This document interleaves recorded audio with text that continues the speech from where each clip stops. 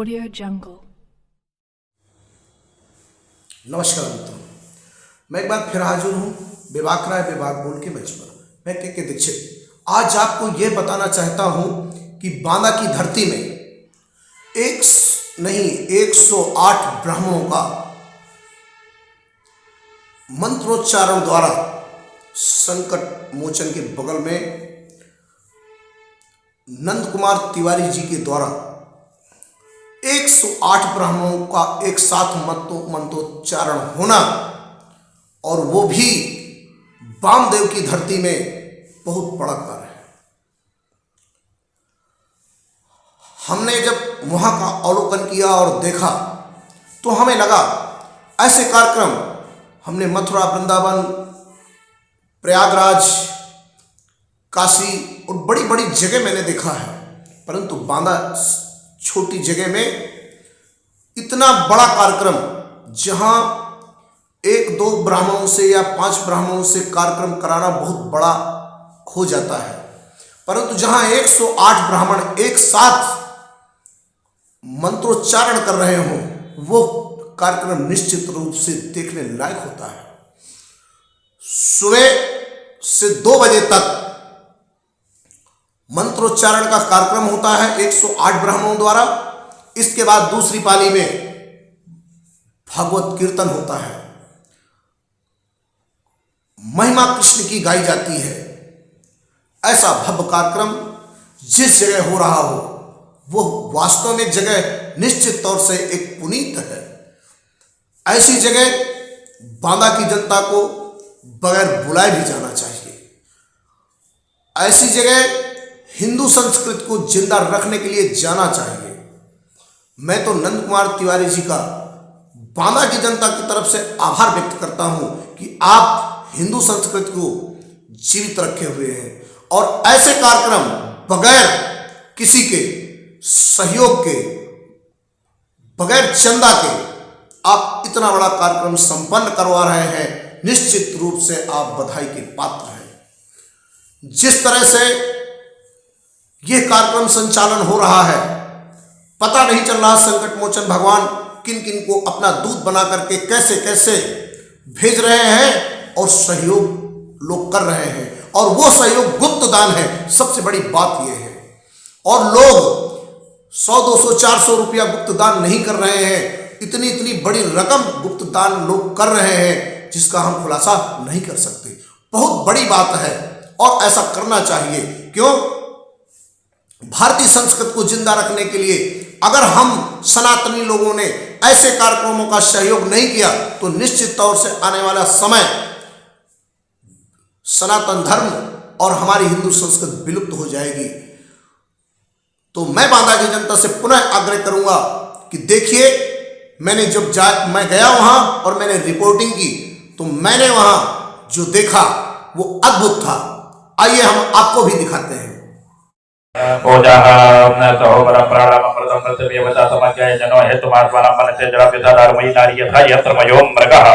एवं भूतानि भगवान नित्यतमतानि विद्धि वो पुरुष प्रकृति व्यक्तमात्मा भूतेन्द्रियाः या तत्त्ववन्त्य सर्गदौड़ा विराजनो ग्रहाय विद्वान् एवं आत्मानं मन्यते नित्यमस्मीश्वरं भूते तदे भूतानि कृते तानि तैषया आयु श्री कीर्तिरेश्वर्य माता पुरुषस्य भवन्ति वितत्कार्य यथा निचर विपर्यया तस्मादकीर्ति यथोदया पदयोरपि समास्य सुखदुःख परमतो जीवितो सदा तत्तं रजतमिद भक्तेनात्मना पुरः शास्त्र साक्षरम् आत्मना यो वेदना समद्वाद्यते वर्तमानं नित्यं चक्र प्रज्ञायुध भुजं प्रति कटमानं पिता शक्ति प्राणजिहित या प्राणक लभोयं समर इष्टो वानासना अप्रणा जयते मुझे जय मुझे पुराजिया से सुवाच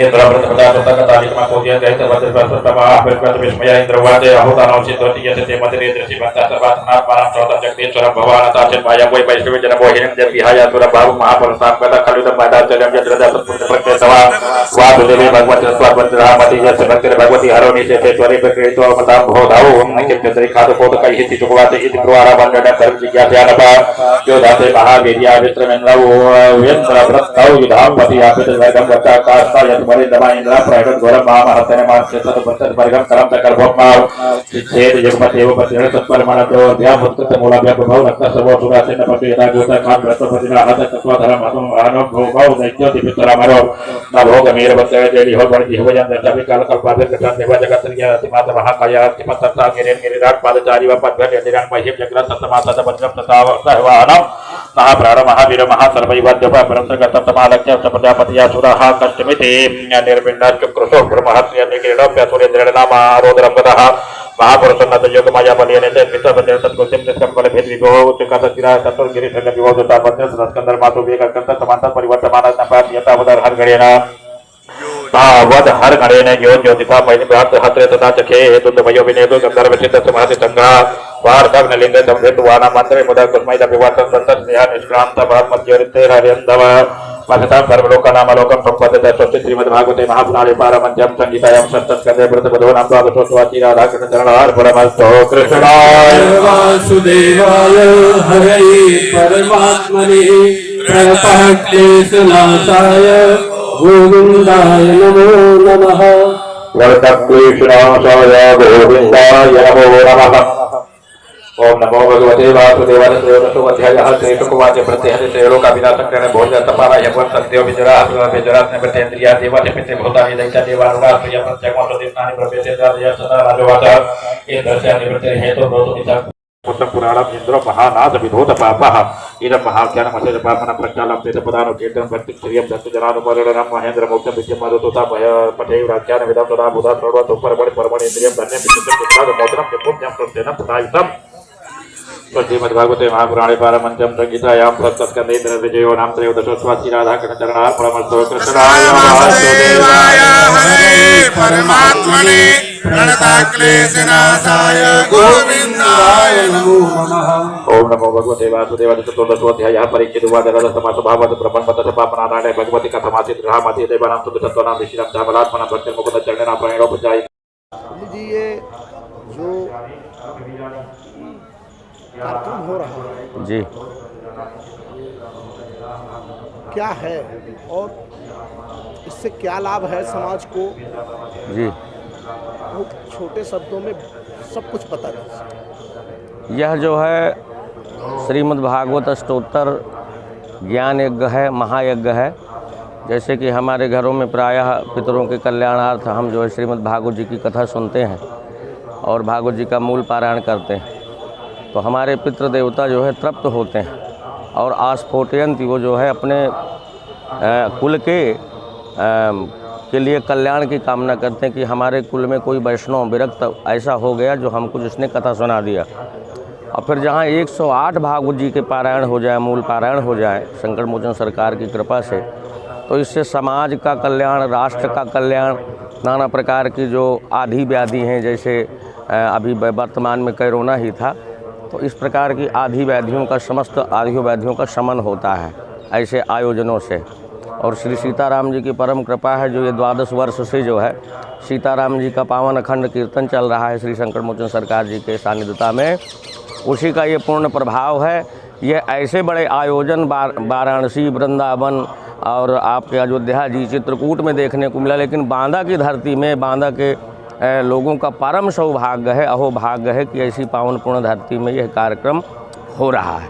इसमें सब लोगों को तन मन धन का साथ दे करके इस कार्यक्रम को सफल बनाना चाहिए। हमारे आदरणीय भोले जी का विशेष आग्रह, जैसे कि उन्होंने भागीरथी प्रयास किया है, तो हम भी उनके साथ लगें और तन मन से, धन से, जिस प्रकार का हमारा जैसा सहयोग है, जैसे भागवत में लिखा हुआ है कि विवाहे यादृशम द्रव्यम तादृशम परिकल्पयेत, जितना एक विवाह में, बिटिया के विवाह में धन लगता है, उतना धन एक भागवत में लगता है।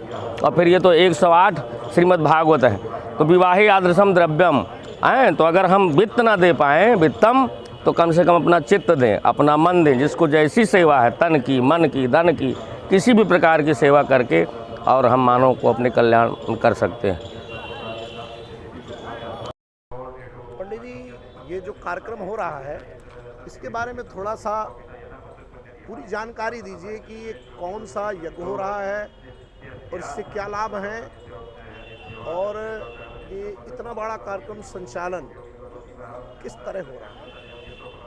ये सबसे पहले बात आपको बता दें, ये श्रीमद् भागवत कथा का ये अष्टोत्तर शत है और ये मूल पाठ संस्कृत में हो रहा है।